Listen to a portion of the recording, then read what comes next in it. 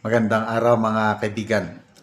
Bigyan natin ngayon ng reaction opinion itong post. Ang balita ngayon, Yorme versus Chua sa flood control. Nagkabanggaan na po.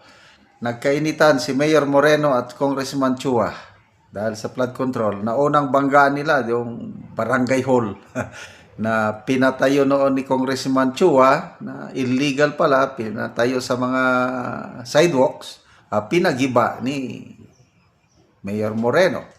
Sito na naman, flood control.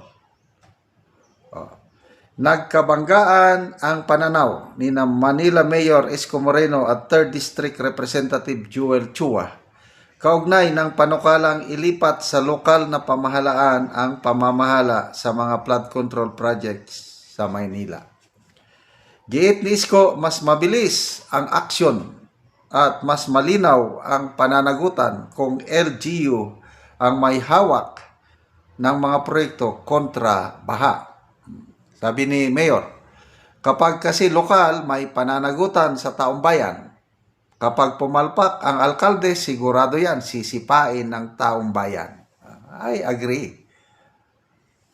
Kasi hindi mo ayusin ang pag-flood control management mo, hindi ka na mananalo sa susunod.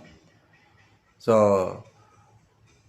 maganda ang punto ni Yorme kasi since time, tagal na yan, palpak ang national government, lalo na ang DPWH. Kaya ako naiintindihan ko si Yorme na bakit hindi subukan ng mga mayor ang magano.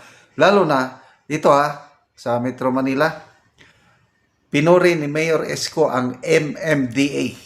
Maganda ang performance kumpara sa DPWH. Pag-usapan natin yan mamaya. Tinuliksa naman ito ni Representative Joel Chua. Aniya, maaaring magkaroon ng gusot kung kanya-kanyang solusyon ang mga LGU dahil konektado ang mga daluyan ng tubig sa iba't ibang lungsod.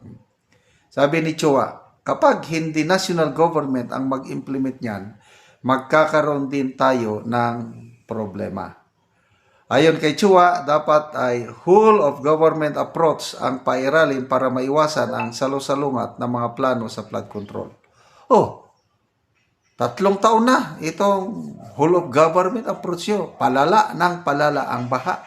Halos trilyon-trilyon na ang nagagastos pera ng taong bayan sa flood control. Wala namang nangyayari.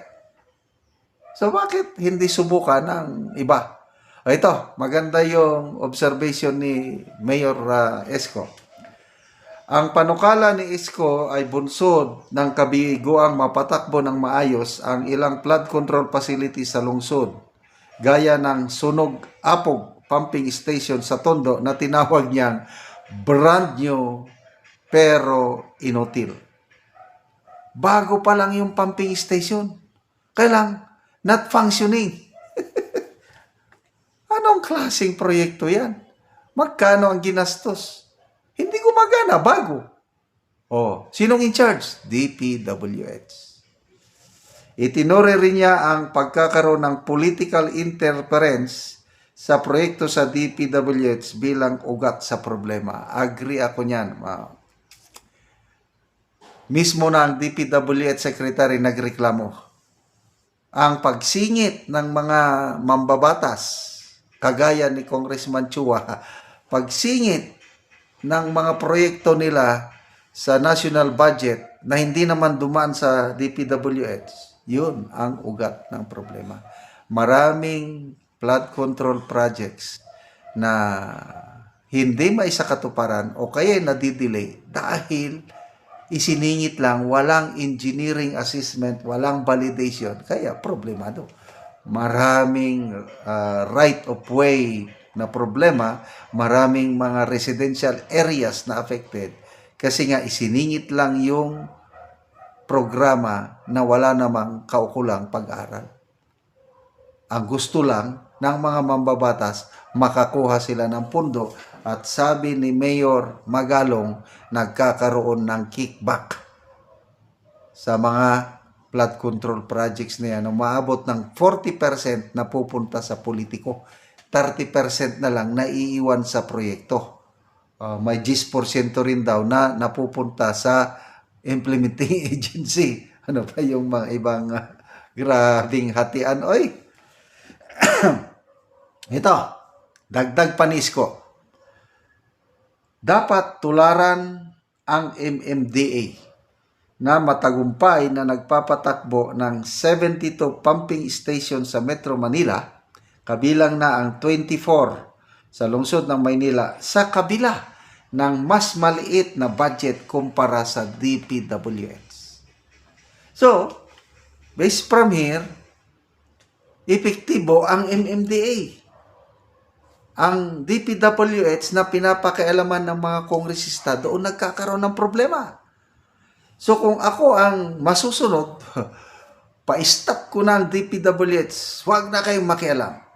Ang pundo, bigay ko sa MMDA, kasi ang MMDA in close coordination siya sa mga Metro Manila mayors. So, mayroong lokal, palakasin ang participation ng lokal na pamahalaan, tapos nandyan pa rin ang MMDA na napatunayang epektibo ang kanilang ginagawa. O di, mas maganda yan. Kaysa sa ngayon, DPWH, nakikialam ang mga kongresista, palpak naman.